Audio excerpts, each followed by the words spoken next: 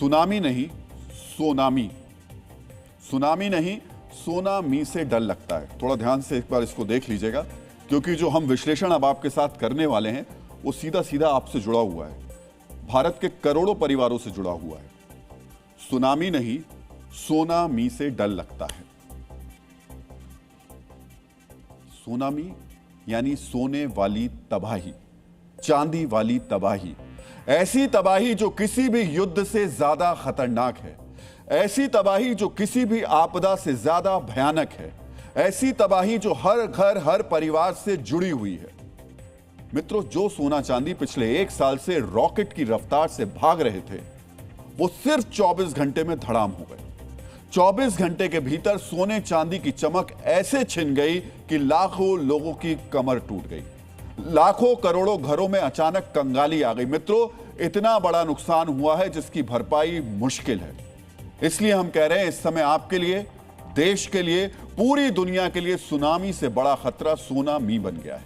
याद रखिए, कल देश का बजट आने वाला है, बाजार खुलेंगे, सोना चांदी का क्या होगा, आपको अब क्या करना है, ये बड़े सवाल हैं और इसका जवाब आज ही मिलना चाहिए। इसीलिए हमने आज डीएनए में विश्लेषण की शुरुआत इस बड़ी खबर से की है। हमारे इस विश्लेषण को आज आप बहुत ध्यान से देखिएगा। डीएनए मित्रों, चांदी की कीमत में सबसे बड़ी गिरावट आई है। मल्टी कमोडिटी एक्सचेंज यानी एमसीएक्स पर चांदी का भाव सिर्फ एक दिन में 1,10,000 रुपए गिर गया। समझ रहे हैं आप? सिर्फ एक दिन में चांदी के दाम 1,00,000 रुपए गिर गए। इसका मतलब यह हुआ कि चांदी की कीमत में 2 घंटे में 27% की गिरावट आई। एक दिन पहले जिस चांदी का भाव 4,01,000 रुपए प्रति किलो पहुंच गया था, वो अगले ही दिन 2,91,000 रुपए प्रति किलो पर पहुंच गया। वहीं एमसीएक्स पर सोने के भाव में 20,000 रुपए यानी 12% की गिरावट आई। एक दिन पहले सोने का भाव 1,69,000 रुपए प्रति 10 ग्राम था, जो गिरकर 1,49,000 रुपए पर पहुंच गया। डीएनए मित्रों, सोना और चांदी अपने सर्वकालिक उच्चतम स्तर पर शान से खड़े थे, लेकिन बाजार में ऐसा भूकंप आया कि दोनों कीमती धातु ताश के पत्तों की तरह ढह गए। यह गिरावट सिर्फ भारत में नहीं है, अंतर्राष्ट्रीय बाजार में तो भारत से भी बड़ा भूकंप आया है। अंतर्राष्ट्रीय बाजार में चांदी की कीमत में 34% तक की गिरावट आई है, वहीं सोने के दाम में 12% की गिरावट आई है। डीएनए मित्रों, सोने चांदी के दाम में ऐसी गिरावट 1980 के बाद नहीं देखी गई थी, यानी 45 साल की यह सबसे बड़ी गिरावट है। आखिर सोने चांदी के दाम कहां जाकर रुकेंगे? क्या शेयर बाजार की तरह सोने चांदी का बुलबुला भी फूट गया है? एक आम आदमी को मौजूदा स्थिति में क्या करना चाहिए? क्या सोने चांदी में निवेश के नाम पर कोई बड़ा खेल चल रहा है? इन सवालों को डिकोड करने से पहले आपको यह जानना चाहिए कि सोने चांदी के दाम में गिरावट से दुनिया की अर्थव्यवस्था को कितना नुकसान हुआ है। डीएनए मित्रों, सोने चांदी के बाजार में आए इस भूकंप से $6 ट्रिलियन तक के मार्केट कैपिटलाइजेशन का नुकसान होने का अनुमान है। $6 ट्रिलियन, यानी कीमत में कमी से एक दिन में $6 ट्रिलियन का नुकसान हो गया, यानी 550 लाख करोड़ रुपए का, 550 लाख करोड़ रुपए का। इस तरह एक घंटे में लगभग 23 लाख करोड़ रुपए का नुकसान हुआ है।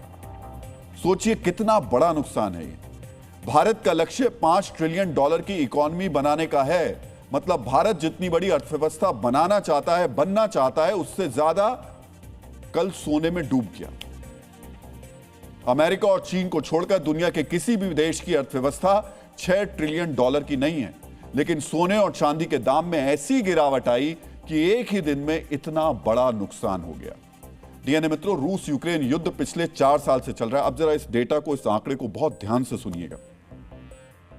रूस यूक्रेन युद्ध पिछले 4 साल से चल रहा है, लेकिन वहां कुल आर्थिक नुकसान $2 ट्रिलियन का ही हुआ है, यानी इस युद्ध का 3 गुना नुकसान केवल एक दिन में हो गया। कोरोना संकट के दौरान वैश्विक आर्थिक नुकसान 10 से 20 ट्रिलियन का था। इसका औसत माने तो 2 साल के दौरान $15 ट्रिलियन का नुकसान हुआ, लेकिन यहां एक ही दिन में $6 ट्रिलियन का नुकसान हो गया। 2008-2009 के वित्तीय संकट में $10 ट्रिलियन का नुकसान हुआ, लेकिन यहां एक दिन में $6 ट्रिलियन का नुकसान हो गया। यही वजह है कि हम इसे भूकंप कह रहे हैं। डीएनए मित्रों, सोने की कीमत में गिरावट का असर गोल्ड और सिल्वर एक्सचेंज ट्रेडेड फंड यानी ईटीएफ पर भी पड़ा है। लोग सुरक्षित निवेश के लिए ईटीएफ में पैसा लगाते हैं, लेकिन कीमत में गिरावट का असर ईटीएफ पर भी पड़ा। एक दिन में गोल्ड और सिल्वर ईटीएफ में 24% की गिरावट आ गई। डीएनए मित्रों, निवेशकों ने सोने और चांदी के दाम में बढ़त को देखते हुए ईटीएफ में पैसा लगा दिया। गिरावट से पहले इनकी वैल्यू लगभग 3 लाख करोड़ रुपए पहुंच गई थी। यह आमतौर पर सुरक्षित निवेश माना जाता है, क्योंकि विशेषज्ञ आपके पैसे का निवेश करते हैं। लेकिन गिरावट की आंधी ऐसी आई कि यहां भी 20 से 30 हजार करोड़ रुपए का नुकसान होने की आशंका है। मित्रों, अब आपको वो कारण भी जानना चाहिए जिसकी वजह से सोने चांदी के दाम में यह ऐतिहासिक गिरावट आई है। इस क्रैश का सबसे बड़ा कारण बताया जा रहा है अमेरिका के सेंट्रल बैंक यानी फेडरल रिजर्व में नई नियुक्ति को। अमेरिका के राष्ट्रपति डोनाल्ड ट्रंप ने फेडरल रिजर्व के चेयरमैन के लिए केविन वार्श के नाम की घोषणा की है। केविन वार्श के नाम का ऐलान होने के बाद डॉलर में तेजी आई, जबकि सोने चांदी के दाम में गिरावट आ गई। इसका असर पूरी दुनिया में देखने को मिल रहा है। लेकिन सोने चांदी के दाम में गिरावट के पीछे किसी खेल से भी इनकार नहीं किया जा सकता।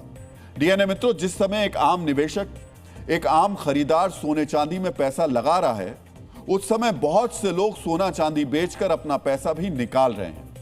पहले आपको सोने चांदी में आई बढ़ोतरी के बारे में जानना चाहिए। एक साल पहले यानी 30 जनवरी को 10 ग्राम सोने का दाम 81,200 रुपए था। कल यानी ठीक एक साल बाद और क्रैश से ठीक पहले 10 ग्राम सोने का दाम 1,65,500 रुपए पर पहुंच गया। यानी सोने के दाम में 104% की बढ़ोतरी हुई। वहीं एक साल पहले 1 किलो चांदी का दाम 92,200 रुपए था और कल क्रैश से ठीक पहले सर्राफा बाजार में चांदी का भाव 3,45,000 रुपए पर पहुंच गया। यानी इसमें 274% की बढ़ोतरी हुई थी। अगर कोई मुनाफा वसूली करके सोने चांदी के निवेश से बाहर निकल गया होगा तो उसका कितना फायदा हुआ होगा यह आप समझ सकते हैं। उसने सिर्फ एक साल में सोने पर 104% का मुनाफा और चांदी पर 274% का मुनाफा कमा लिया होगा। सोचिए कितना बड़ा फायदा होगा। सेंसेक्स में जहां केवल 7% यानी सिंगल डिजिट की बढ़ोतरी हुई, वहीं सोने चांदी में डबल डिजिट में नहीं बल्कि ट्रिपल डिजिट में बढ़ोतरी हुई। इस समय अगर कोई सोने चांदी को बेचकर बाहर निकल गया होगा तो वो माला माल हो गया होगा। आम आदमी जहां 10 या 20% के मुनाफे से संतुष्ट हो जाता है, वहीं जिन लोगों ने सोने चांदी में प्रॉफिट बुकिंग की है उन्हें 104 से 274% तक का लाभ हो रहा है। डीएनए मित्रों, भारत में लोग सोना चांदी सहेज कर रखते हैं। एक पीढ़ी से दूसरी पीढ़ी तक वहां मुनाफा कमाने वाले दाम को घटा बढ़ा रहे हैं। यहां आपको यह भी जानना चाहिए कि सोने चांदी की फिजिकल बिक्री उतनी नहीं हो रही है जितना दाम बढ़ रहा है। कल के डीएनए में हमने आपको बताया था कि ज्वेलरी की बिक्री में 24% की भारी गिरावट आई है। आभूषण बेचने वाले दुकानदार भी इसकी गवाही देते हैं।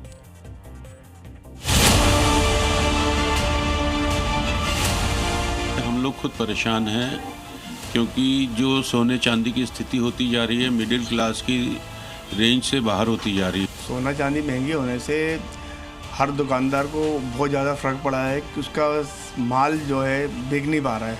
इस तेजी ने कहीं ना कहीं हमारा व्यापार जो पहले था आज उसका 20% व्यापार रह गया।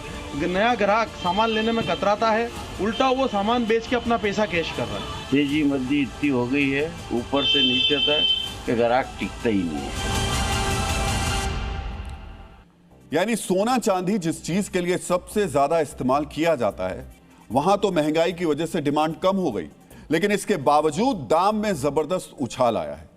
अर्थशास्त्र का सामान्य सिद्धांत है कि मांग घटने पर दाम गिरते हैं और मांग बढ़ने पर दाम बढ़ते हैं, लेकिन सोने चांदी की कीमत ने इस सिद्धांत को भी चुनौती दे दी है। फिर कीमत बढ़ने की वजह है क्या? डीएनए मित्रों, पिछले एक साल से सोने और चांदी को आभूषणों से नहीं बल्कि निवेश से जोड़ दिया गया है। गोल्ड ईटीएफ और सिल्वर ईटीएफ के अलावा डिजिटल गोल्ड और डिजिटल सिल्वर जैसे निवेश के तरीके आ गए हैं। लोग मोबाइल फोन से सोना और चांदी खरीद रहे हैं। एक व्यक्ति दूसरे व्यक्ति को सोने और चांदी से मुनाफे की कहानी सुना रहा है, जबकि वो मुनाफा वास्तविक नहीं होता है। लेकिन इसके बावजूद लोग सोचते हैं कि पड़ोसी ने सोने चांदी में निवेश करके इतना पैसा कमा लिया तो मैं क्यों पीछे छूट जाऊं। इसी मुनाफे की उम्मीद में हर कोई सोना चांदी खरीद रहा है, सोने में निवेश कर रहा है। इसी का नतीजा है कि सोने चांदी की कीमत में अप्रत्याशित बढ़ोतरी हुई। लेकिन जब असली मुनाफा कमाने की बारी आई तो सामान्य निवेशक पीछे छूट गया और कुछ लोगों ने पैसा कमाकर अपनी तिजोरियां भर ली। सोचिए, सामान्य निवेशक उम्मीद लगाते ही रह गए और कुछ लोगों ने सोने चांदी से भारी फायदा उठा लिया। डीएनए मित्रों, हमारे देश में शादियों का सीजन सिर्फ 4 दिन बाद शुरू होने वाला है। देश के अलग अलग राज्यों में लाखों शादियां होंगी। इनमें से जिन परिवारों में शादियां अगले कुछ दिनों या हफ्तों में होने वाली हैं, उनके यहां शादियों के लिए ज्वेलरी की खरीदारी भी हो रही होगी। लेकिन जिस तरह सोने और चांदी का दाम क्रैश हुआ है, उससे ये परिवार परेशान होंगे। वो सोच रहे होंगे कि उन्होंने कुछ दिन और इंतजार किया होता तो शायद उनके कुछ पैसे बच जाते, और कुछ नहीं, शायद बहुत सारे पैसे बच जाते। डीएनए मित्रों, मान लीजिए एक परिवार ने 100 ग्राम सोने की ज्वेलरी 2 दिन पहले बनाई हो। इस सोने का उस वक्त 17,53,400 रुपए खर्च उन्होंने किए हों, लेकिन दाम घटने के बाद उसी सोने का दाम 16,57,950 रुपए रह गया। यानी एक परिवार को लगभग 1 लाख रुपए का नुकसान हुआ। सोचिए, शादी वाले एक परिवार को लगभग 1 लाख रुपए का नुकसान हो गया, और एक नहीं, लाखों परिवार होंगे। डीएनए मित्रों, अगर मुनाफा कमाने का यह खेल आगे भी जारी रहा तो वास्तविक सोना खरीदने वाले परिवारों का नुकसान भी उसी अनुपात में बढ़ेगा। सोचिए, शादी के घर में 1 लाख रुपए में कितनी मदद मिलती, लेकिन कीमत के इस खेल ने आम लोगों की मुश्किलें बढ़ा दी हैं। डीएनए मित्रों, इन सब के बीच आज सोने और चांदी को लेकर एक और खबर आई है। कल देश का बजट पेश होने वाला है। बजट में सरकार सोने और चांदी को लेकर भी बड़ा ऐलान कर सकती है। सूत्रों के मुताबिक सरकार सोने और चांदी पर लगने वाले कस्टम ड्यूटी में कमी कर सकती है। इसे 6% से घटाकर 4% किया जा सकता है। अगर ऐसा होता है तो सोने और चांदी के दाम में और कमी आएगी। सोना प्रति 10 ग्राम करीब 3,000 और चांदी प्रति किलो 6,000 रुपए सस्ती हो सकती है। यानी मौजूदा समय में सोने चांदी के दाम में उतार चढ़ाव देखने को मिल रहा है। कुछ दिनों तक अगर ऐसी स्थिति बनी रही, लोग असमंजस में हैं, यह खरीदारी का मौका है या मंदी की शुरुआत है। ऐसे में अगर घर में शादी ब्याह ना हो तो आपको हमारी सलाह है अभी जल्दबाजी में खरीदारी से बचना चाहिए। शायद मुनाफा कमाने वालों के बाजार से बाहर निकलने के बाद कीमतों में करेक्शन आ जाए। डीएनए मित्रों, सोने और चांदी के दाम में उथल पुथल है। कल देश का बजट भी आने वाला है। बजट में सोने और चांदी के अलावा कई और बड़े ऐलान हो सकते हैं। बजट पेश होने से 14 घंटे पहले आपको जानना चाहिए कि आम लोगों के लिए क्या बड़ी घोषणाएं की जा सकती हैं। डीएनए मित्रों, इस बजट में इनकम टैक्स की छूट का दायरा बढ़ सकता है। न्यू टैक्स रिजिम में स्टैंडर्ड डिडक्शन 75,000 से बढ़ाकर 1 लाख रुपए किया जा सकता है। इससे वेतन पाने वाले लोगों की 13 लाख रुपए की आय इनकम टैक्स फ्री हो जाएगी। अभी 12,75,000 रुपए तक की आय ही इनकम टैक्स फ्री है। डीएनए मित्रों, बजट में 300 से ज्यादा ट्रेनों का ऐलान किया जा सकता है। इसका उद्देश्य रिजर्वेशन की वेटिंग लिस्ट को कम करना है। पिछली बार की तरह इस बार भी रेल बजट में बढ़ोतरी हो सकती है। सरकार बजट में किसानों को भी खुश कर सकती है। किसान सम्मान निधि की राशि 6,000 से बढ़ाकर 9,000 की जा सकती है। इसका कारण यह है कि 2019 में योजना शुरू होने के बाद से इसमें बदलाव नहीं किया गया है। पिछले 3 बजट से इसे बढ़ाने की मांग हो रही है। डीएनए मित्रों, स्वास्थ्य के क्षेत्र में भी बजट में बड़ी घोषणा हो सकती है। सरकार आयुष्मान भारत योजना का दायरा बढ़ा सकती है। उसमें 60 साल से ऊपर के सभी बुजुर्गों को शामिल किया जा सकता है। मौजूदा समय में 70 साल से ऊपर के बुजुर्गों को ही इस योजना का फायदा मिल रहा है। इसके अलावा पीएम सूर्यघर योजना पर सब्सिडी में बढ़ोतरी की जा सकती है। इसे 30,000 रुपए प्रति किलोवाट से बढ़ाकर 40,000 रुपए प्रति किलोवाट किया जा सकता है। हर किसी की नजर कल के बजट पर है। हर कोई देश के साथ साथ अपनी व्यक्तिगत अर्थव्यवस्था मजबूत होते देखना चाहता है। यही सच्चाई है। इसी लाभ के लिए सोने का वैश्विक खेल भी हो रहा है, या फिर कह सकते हैं किया जा रहा है। मित्रों, महान दार्शनिक अरस्तु ने कहा था, धन अर्जन का भी एक उद्देश्य और सीमा होनी चाहिए। असीम धन संग्रह जीवन का लक्ष्य नहीं हो सकता, लेकिन यह सच्चाई लोग स्वीकार नहीं कर पाते। कुछ लोग अत्यधिक धन उपार्जन को ही अंतिम लक्ष्य बना लेते हैं। कभी कभी इसका अंत कितना दर्दनाक होता है, उससे जुड़ी हुई खबर बेंगलुरु से आई है, जहां एक खरबपति कारोबारी चिरियन कांडथ जोसेफ रॉय ने खुदकुशी कर ली। सीजे रॉय की संपत्ति 9,000 करोड़ रुपए थी। उनके पास दुनिया की महंगी गाड़ियों का कलेक्शन था। वो प्राइवेट जेट के मालिक थे, उनके पास वो सब कुछ था जो एक अमीर आदमी के पास होता है, और उनके ऊपर 1 रुपए का कर्ज भी नहीं था। सीजे रॉय के एक जिंदा दिल वो एक इंसान थे और जिंदगी को खुलकर जीते थे, फिर भी उन्होंने आत्महत्या कर ली। सवाल है उन्होंने ऐसा क्यों किया? आखिर कौन सा सच उन्हें परेशान कर रहा था? अपनी चमक दमक वाली जिंदगी के पीछे वो क्या छिपाना चाहते थे? अब इन सवालों का जवाब जानना आप चाहेंगे और खरबपति की खुदकुशी का अब हम डीएनए टेस्ट करेंगे। मित्रों, कॉन्फिडेंट ग्रुप के चेयरमैन सीजे रॉय का बेंगलुरु में बड़ा कारोबार है। सेंट्रल बेंगलुरु में रिचमंड सर्कल के पास कॉन्फिडेंट ग्रुप के ऑफिस में पिछले 3 दिन से इनकम टैक्स विभाग की तलाशी चल रही थी। कल दोपहर 12 बजे फिर से इनकम टैक्स के अधिकारी पहुंचे। दोपहर 2 बजे सीजे रॉय अपने ऑफिस में आए। दोपहर 2:30 बजे आयकर विभाग के अधिकारियों ने उनसे कुछ कागजातों पर सिग्नेचर करने के लिए कहा। दोपहर 3 बजे वो अपने केबिन में यह कहकर गए कि मां से बात करनी है, और फिर 3:15 बजे के आसपास उन्होंने अपनी पिस्टल से खुद को गोली मार ली। रॉय के सुसाइड के बाद आयकर अधिकारी रेड की प्रोसेस बीच में ही छोड़कर चले गए। कर्मचारियों ने रॉय को अस्पताल पहुंचाया, लेकिन तब तक उनकी जान चली गई थी। मित्रों, बिजनेस टाइकून सीजे रॉय ने अपने दम पर शून्य से शिखर तक का सफर तय किया था। एक वक्त था जब उन्हें एक कार शोरूम में धक्के मारकर बाहर कर दिया गया था। तब वो सिर्फ 13 साल के थे। उन्हें सेल्समैन ने यह कहकर शोरूम से बाहर निकाल दिया कि तुम क्या कार खरीदोगे। इस अपमान को उन्होंने अपनी प्रेरणा का स्रोत बनाया, और फिर उन्होंने धन के साथ साथ कार संग्रह को भी अपना लक्ष्य बना लिया। मित्रों, सीजे रॉय ने 1994 में 1.25 लाख रुपए में पहली मारुति कार खरीदी थी। आज उनके पास 200 से ज्यादा लग्जरी कारें हैं। उनके गैराज में भारत की ही नहीं, दुनिया भर की सबसे तेज और महंगी कारें मौजूद हैं। उनके पास 12 Rolls Royce, Bugatti Veyron, Ferrari, अगेरा, मैक्लारेन, लैम्बोर्गिनी हुराकेन और एवेंटाडोर जैसी कारों का कलेक्शन मौजूद है। कार को लेकर उनकी दीवानगी को ऐसे समझिए कि जिस कार को उन्होंने 1994 में खरीदा था, उसे 1997 में बेच दिया, लेकिन 2025 में 10 लाख रुपए देकर फिर से उस मारुति कार को हासिल कर लिया। सीजे रॉय अक्सर कार के साथ अपनी तस्वीरें सोशल मीडिया पर शेयर करते थे। उन्होंने अपनी आखिरी कार दिसंबर में खरीदी थी। वो खुलकर अपनी जिंदगी जी रहे थे। वो कार को अपने शौक की पराकाष्ठा कहते थे। मित्रों, सीजे रॉय जब 36 साल के थे, तब उन्होंने अपने लिए पहला प्राइवेट जेट खरीद लिया था, और वो भी बैंक से 1 रुपया उधार लिए बिना। सीजे रॉय का कारोबार बेंगलुरु से लेकर दुबई तक फैला हुआ था। परिवार का दावा है कि सीजे रॉय के ऊपर 1 भी रुपए का कर्ज नहीं था।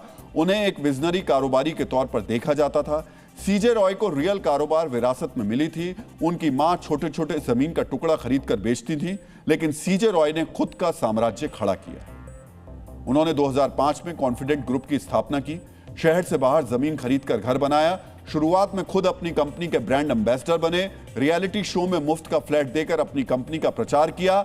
आज वही कॉन्फिडेंट ग्रुप रियल एस्टेट और इंफ्रास्ट्रक्चर सेक्टर में एक नाम बना। पिछले 2 दशक में कंपनी ने कर्नाटक, केरल और देश के दूसरे हिस्सों में अपना कारोबार बढ़ाया। सीजे रॉय को एक सक्रिय और काबिल कारोबारी के रूप में जाना जाता था, जिन्होंने कंपनी की ग्रोथ, रणनीति और संचालन में महत्वपूर्ण भूमिका निभाई। उनके खुद के पास बेंगलुरु में लॉन्गफोर्ट टाउन के अलावा मुंबई, दुबई और लॉस एंजलिस में आलीशान घर है। ऐसे कारोबारी ने खुद अपनी जान ले ली। मित्रों, सीजे रॉय की खुदकुशी के इर्द गिर्द कई थ्योरी घूम रही है। परिवार वालों का आरोप है कि बिना आधार लगातार आयकर विभाग की छापेमारी से वो परेशान थे, तो दूसरी तरफ यह भी दावा किया जा रहा है कि छापों के दौरान आय से अधिक संपत्ति से जुड़े कुछ सबूत मिले थे। बेंगलुरु पुलिस कमिश्नर ने जांच के लिए एसआईटी बना दी है। हम आपको सुनाते हैं कि अब पुलिस इस मामले पर क्या कह रही है। Prima facie appears to be gunshot and he has succumbed to the injuries. Investigation is on. Ballistics team have visited and the crime scene is being thoroughly analyzed. मित्रों, पहली बार 3 दिसंबर 2025 को केरल से आयकर टीम आई थी और कुछ दिन बाद बेंगलुरु में रुकी थी। सीजे रॉय की कंपनी की जांच पड़ताल उन्होंने की। इसके बाद वो 28 जनवरी को आई। तब सीजे रॉय दुबई में थे, वहां से उन्हें बुलाया गया। मित्रों, सीजे रॉय स्लोवाक गणराज्य के कर्नाटक और केरल के लिए मानद कौंसिल भी थे। मतलब वो स्लोवाक गणराज्य देश की ओर से भारत में कर्नाटक और केरल राज्य के लिए ऐसे स्थानीय प्रतिनिधि थे जो दोनों पक्षों के संबंधों को सुगम बनाता है। कर्नाटक में कांग्रेस की सरकार है उसका आरोप है कि 57 साल के सीजे रॉय आईटी अधिकारियों के मानसिक दबाव को झेल नहीं पाए।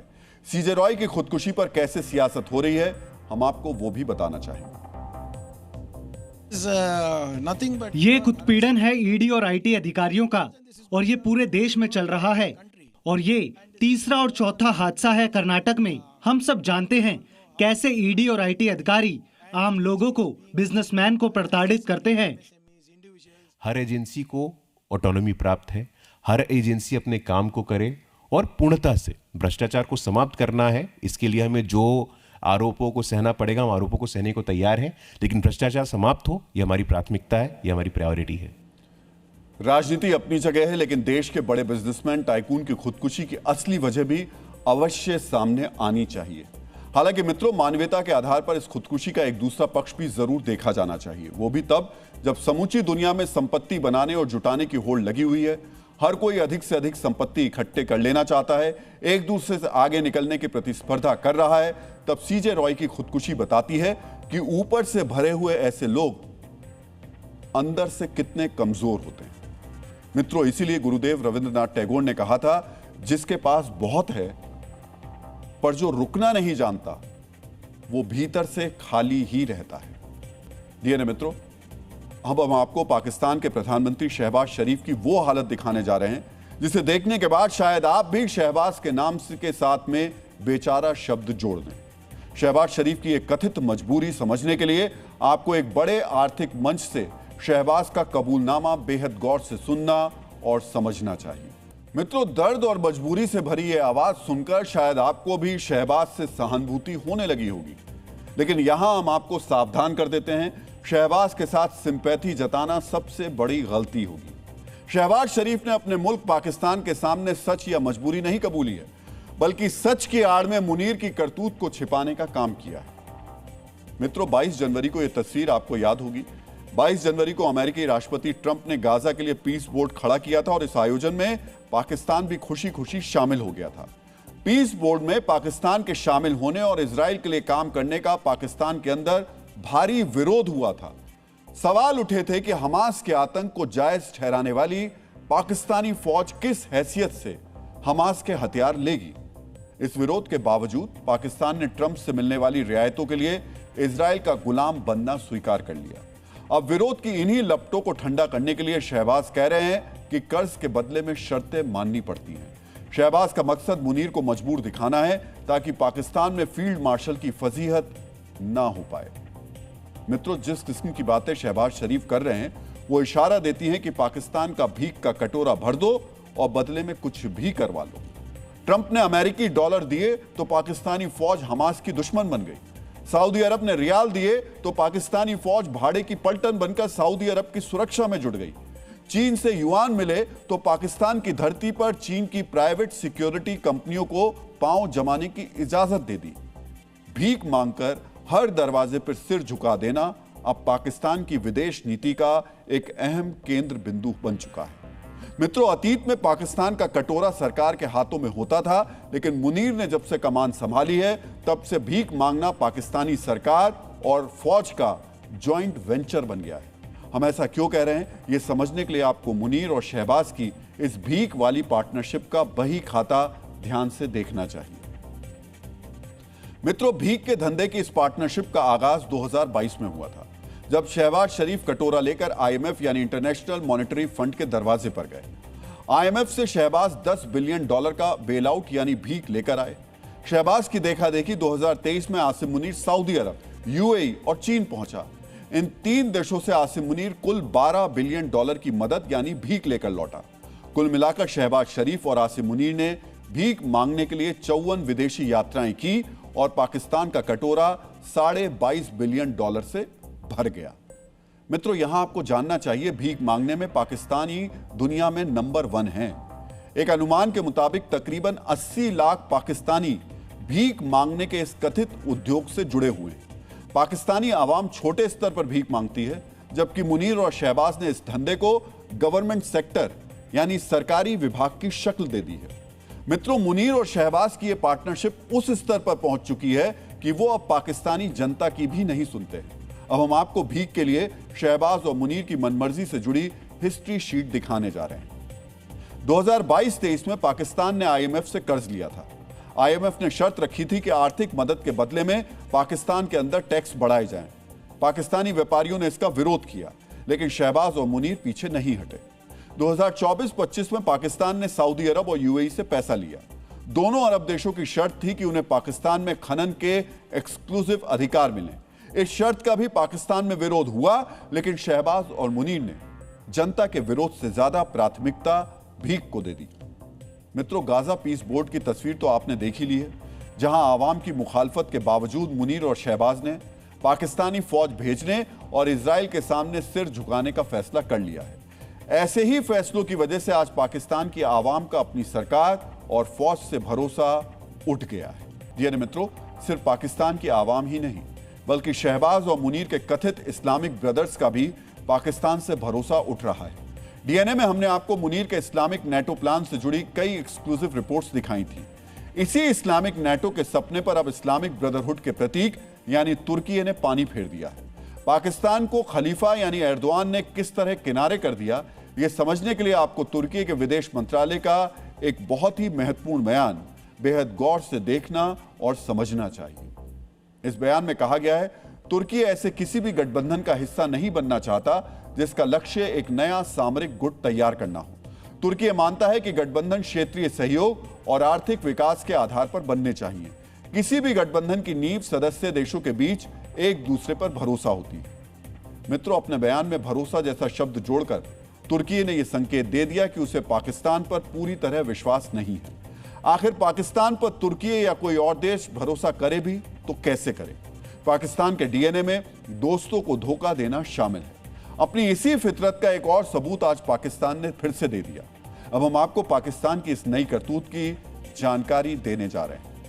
डीएनए मित्रों, पाकिस्तान ने ईरान के साथ राहदारी समझौते में तब्दीली कर दी है। यह समझौता 1958 में किया गया था और समझौते के तहत पाकिस्तान और ईरान के बाशिंदे सिर्फ अपना नागरिक पहचान पत्र दिखाकर बॉर्डर पार कर सकते हैं। अब पाकिस्तान ने घोषणा कर दी है कि ईरान से आने वाले लोगों को पहचान पत्र के आधार पर नहीं, बल्कि पासपोर्ट और वीजा के आधार पर ही एंट्री मिलेगी। मित्रों, इस समझौते में तब्दीली किसी प्रशासनिक वजह से नहीं की गई, बल्कि शहबाज और मुनीर के इस कदम की वजह है ईरान पर अमेरिका का संभावित हमला। पाकिस्तान को पता है, अगर ईरान पर हमला हुआ तो बॉर्डर पार से लाखों की संख्या में शरणार्थी पाकिस्तान में आ जाएंगे। अब भिखारी पाकिस्तान के पास अपने नागरिकों को खिलाने के लिए कुछ है नहीं, तो शरणार्थियों का पेट कैसे भरा जाएगा? इसी वजह से पाकिस्तान ने पहले ही आयतुल्लाह को धोखा दे दिया और एक बार फिर साबित कर दिया, अगर सांप काट ले तो शायद कोई बच जाएगा, लेकिन पाकिस्तान से हाथ मिलाने वाला कभी बच नहीं पाएगा। डीएनए मित्रों, पाकिस्तान के भिखारी मॉडल के बाद अब हम आपके सामने उस नापाक प्लान का विश्लेषण करने जा रहे हैं जिसको तैयार किया है पाकिस्तान के फील्ड मार्शल आसिम मुनीर ने, और इस प्लान का टारगेट है भारत के सिरमौर यानी कश्मीर। मित्रों, मुनीर के इस टेरर प्लान को समझने के लिए आपको सबसे पहले अपने टीवी स्क्रीन पर चल रही तस्वीर को बहुत ही ध्यान से देखना चाहिए। 24 घंटे पहले ही श्रीनगर में ऐसे पोस्टर नजर आए। ये पोस्टर आतंकी संगठन मुस्लिम जाबाज फोर्स ने लगाए हैं और इन पोस्टर्स पर भारत के लिए धमकियां लिखी गई हैं। मित्रों, ये आप सभी जानते हैं कि कश्मीर में आतंकवाद अब दम तोड़ता आ रहा है। हालात ऐसे हो गए हैं कि अब घाटी में स्थानीय आतंकवादियों की तादाद विदेशी आतंकवादियों के मुकाबले कम हो गई है। इसी शिकस्त से बौखलाए मुनीर ने कश्मीर को दोबारा सुलगाने का प्लान बना लिया है।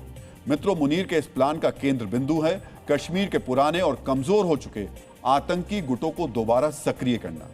इसी साजिश की एक तस्वीर मुस्लिम जाबाज फोर्स का यह पोस्टर है। आखिर मुनीर ने घाटी के पुराने आतंकी गुटों को दोबारा जिंदा करने की कोशिश क्यों की? इस सवाल का जवाब भी हम आपको देंगे, लेकिन उससे पहले आपको इस मुस्लिम जाबाज फोर्स की हिस्ट्री शीट ध्यान से देखनी और समझनी चाहिए। मित्रों, मुस्लिम जाबाज फोर्स का गठन 90 के दशक में हुआ था। यह वो दौर था जब घाटी में आतंकवाद अपनी जड़ें फैला रहा था। मुस्लिम जाबाज फोर्स को फिरदौस अहमद उर्फ बाबर बद्र ने खड़ा किया था। शुरुआत में इस गुट के अंदर कश्मीर के राजनीतिक दल पीपल्स लीग के सदस्य थे, लेकिन जैसे जैसे वक्त आगे बढ़ा, मुस्लिम जाबाज फोर्स ने कश्मीर जिहाद फोरम के साथ मिलकर अल जिहाद फोर्स नाम का एक हथियारबंद गुट बना लिया था। हालांकि मुस्लिम जाबाज फोर्स आज तक किसी बड़े आतंकी हमले को अंजाम नहीं दे पाई, लेकिन इसको दोबारा एक्टिवेट करने के संकेतों ने जांच एजेंसियों को अलर्ट मोड में ला दिया है। मित्रों, मुस्लिम जाबाज फोर्स को दोबारा खड़ा करने के पीछे मुनीर के दो बड़े मकसद हैं। पहला लक्ष्य यह कि वो दुनिया को यह दिखाना चाहता है कि कश्मीर में अब भी घरेलू आतंकवादी गुट मौजूद हैं। इस तरह से पाकिस्तान दुनिया के सामने कश्मीर की कथित आजादी का झूठा प्रोपेगेंडा फैला पाएगा। दूसरा बड़ा मकसद है हाफिज सईद के आतंकी गुट लश्कर ए तोयबा के लिए एक और शैडो ग्रुप यानी पहचान तैयार करना। आखिर लश्कर के आतंक को एक और पहचान की जरूरत क्यों पड़ी, यह भी आपको ध्यान से देखना और समझना चाहिए। मित्रों, पहलगाम आतंकी हमले के बाद अमेरिकी राष्ट्रपति ट्रंप ने लश्कर के पुराने शैडो ग्रुप टीआरएफ को प्रतिबंधित आतंकवादी संगठनों की लिस्ट में शामिल कर दिया। पिछले ही महीने पहलगाम टेरर अटैक को लेकर एनआईए ने जो चार्जशीट दायर की है, उसमें भी जो तैयार की है, उसमें भी टीआरएफ को हमले की साजिश रचने और हमला करने के लिए जिम्मेदार ठहराया गया है। ऐसे हालात में अगर टीआरएफ के मुखौटे में लश्कर के आतंकवादियों की धरपकड़ हुई तो पाकिस्तान के ऊपर दबाव बढ़ जाएगा। चूंकि मुस्लिम जाबाज फोर्स का इतिहास एक राजनीतिक दल से जुड़ा रहा है, तो उसे पाक साफ दिखाना मुनीर के लिए आसान साबित होगा। यही वजह है कि मुनीर ने मुस्लिम जाबाज फोर्स को दोबारा जिंदा करने की कोशिश की है। मित्रों, अब हम आपको मुनीर के टेरर प्लान का दूसरा चैप्टर दिखाने जा रहे हैं। इस प्लान में भी मुनीर का फेवरेट आतंकी हाफिज सईद शामिल है। अब हम आपको पाकिस्तान के इस हाइब्रिड आतंकी प्लान की डिटेल्स बताने जा रहे हैं। मित्रों, भारत की खुफिया एजेंसियों को मिली जानकारी के मुताबिक मुनीर के हुक्म पर पाकिस्तान में लश्कर और इस्लामिक स्टेट खुरासान प्रोविंस का गठबंधन कराया गया है। मुनीर का मकसद है कि इस्लामिक स्टेट की तर्ज पर कश्मीर में भी फिदाइन हमलों की तादाद बढ़ाई जाए। यहां आपको जानना चाहिए कि 2016 के उड़ी अटैक के बाद से लश्कर ने कोई फिदाइन हमला नहीं किया है। इसी वजह से लश्कर और इस्लामिक स्टेट के हाथ मिलाए गए हैं ताकि हाफिज के आतंकवादियों को फिदाइन हमले की तरीकों और तकनीक के बारे में सिखाया जा सके। मित्रों, मुनीर की इस साजिश का इंटेलिजेंस इनपुट भारतीय एजेंसियों को मिल चुका है। इसी वजह से पाकिस्तान से भेजे जा रहे आतंकी दस्तों की रोकथाम के लिए सुरक्षा बल चाक चौबंद हो चुके हैं। हाफिज सईद के इन प्यादों की पहचान और मकसद समझने के लिए आपको डीएनए की ग्राउंड रिपोर्ट भी बेहद ध्यान से देखनी चाहिए।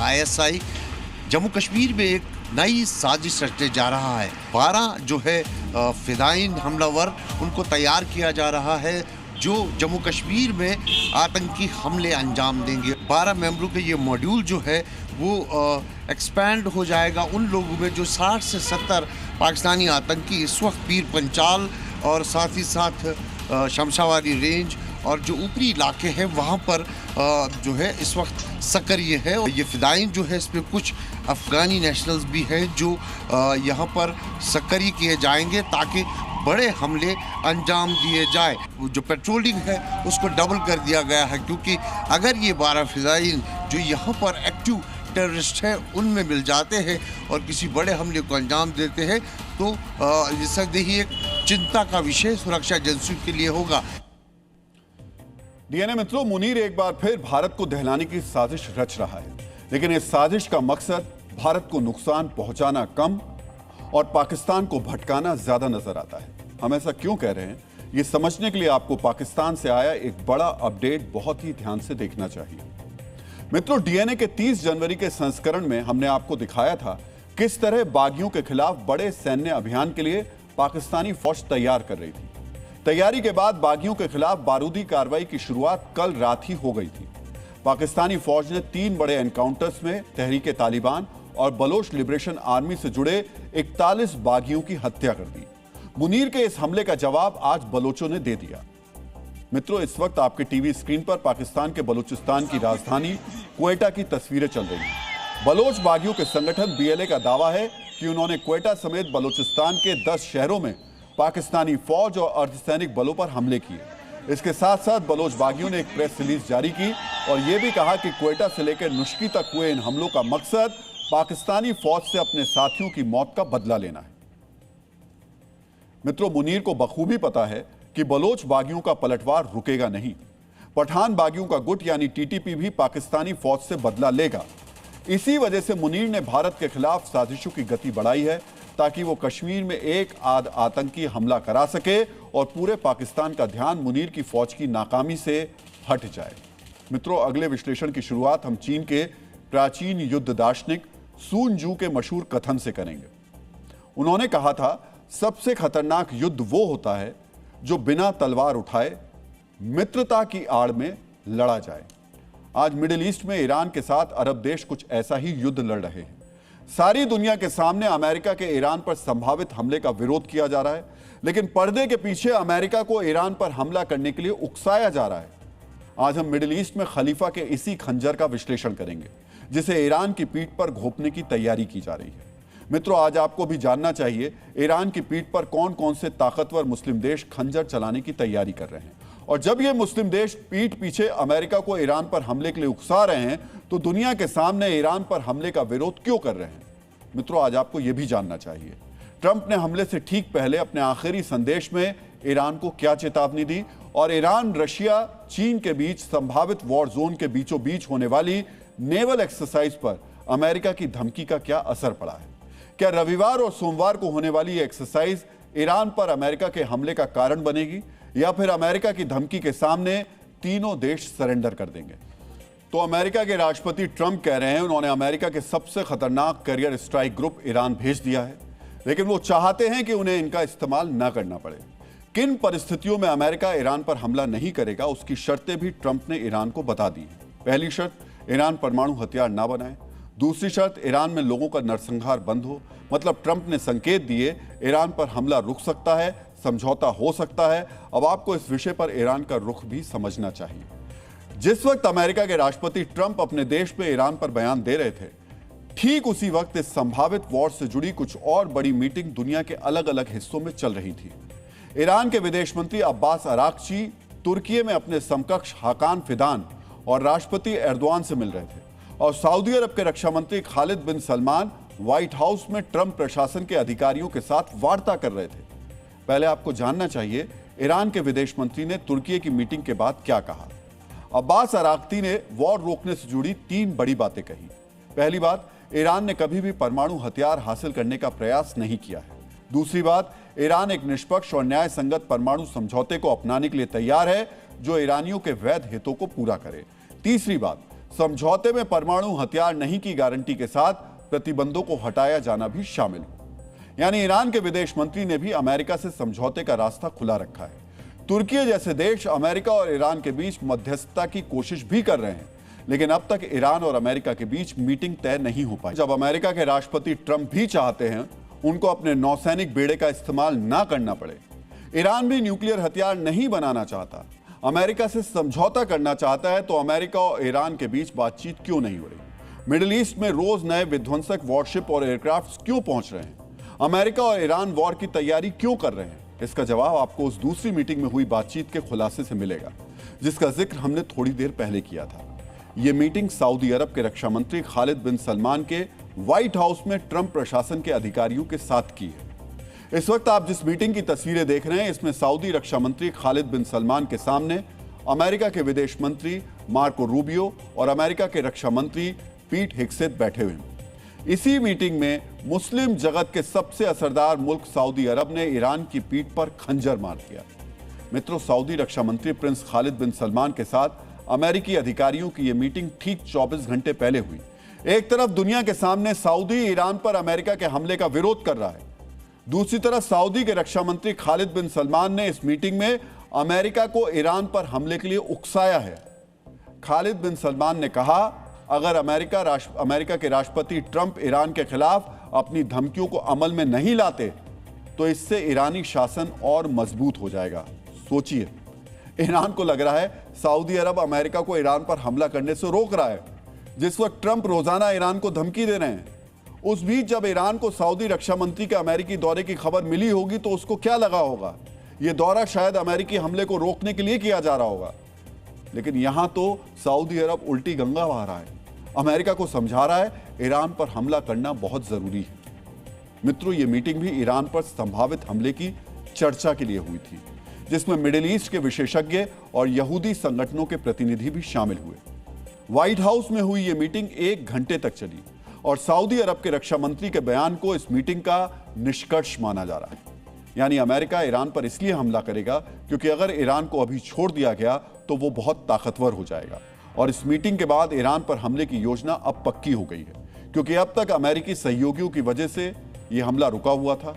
मित्रों, सऊदी अरब के रक्षा मंत्री का यह बयान इस तनाव को लेकर अब तक नजर आ रहे सऊदी अरब के रुख से बिल्कुल अलग है। आज आपको जानना चाहिए आखिरकार अमेरिका को ईरान पर हमले के लिए उकसाने वाले सऊदी के रक्षा मंत्री हैं कौन। Prince Khalid crown prince Mohammed bin Salman के सगे छोटे भाई हैं, जिन्हें मोहम्मद बिन सलमान का प्रमुख सलाहकार माना जाता है। अमेरिका, इजराइल, यमन जैसे देशों की नीति में उनका सीधा दखल है, यानी फैसले मोहम्मद बिन सलमान लेते हैं, लेकिन क्या फैसला लेना है उसकी सलाह प्रिंस खालिद देते हैं।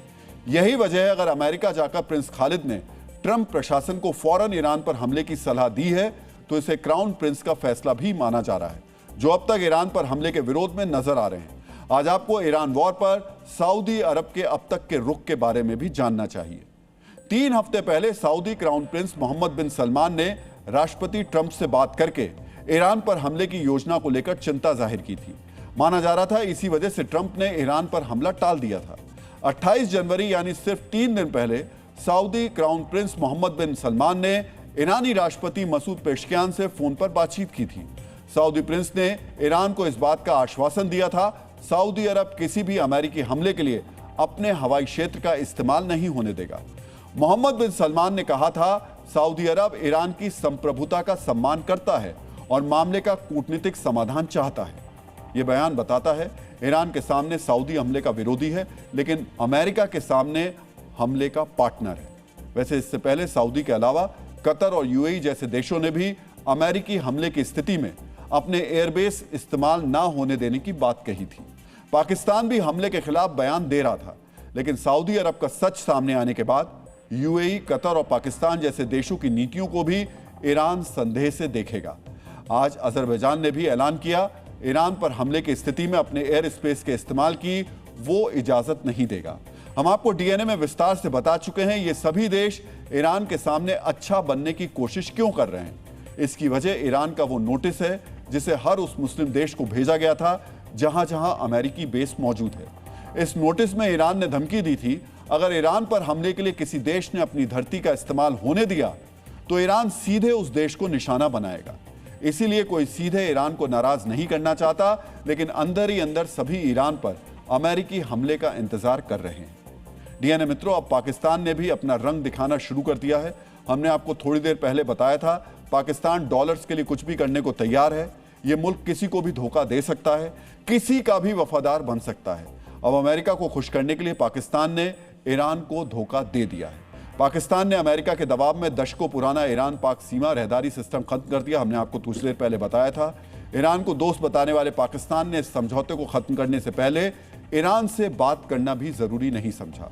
रहदारी सिस्टम ईरान और पाकिस्तान के बीच दशकों पुरानी एक समझौता और व्यवस्था है जिसके तहत हमने आपको बताया था कि लोगों को पासपोर्ट की जरूरत नहीं पड़ती है। बिना पासपोर्ट वीजा के वो सीमा पार करने की उनको सुविधा मिली हुई थी, लेकिन अब ईरान से पाकिस्तान आने के बाद पासपोर्ट वीजा अनिवार्य कर दिया गया है, जिससे बॉर्डर पर रहने वाले बलोचों की रोजी रोटी सीधे प्रभावित हुई है।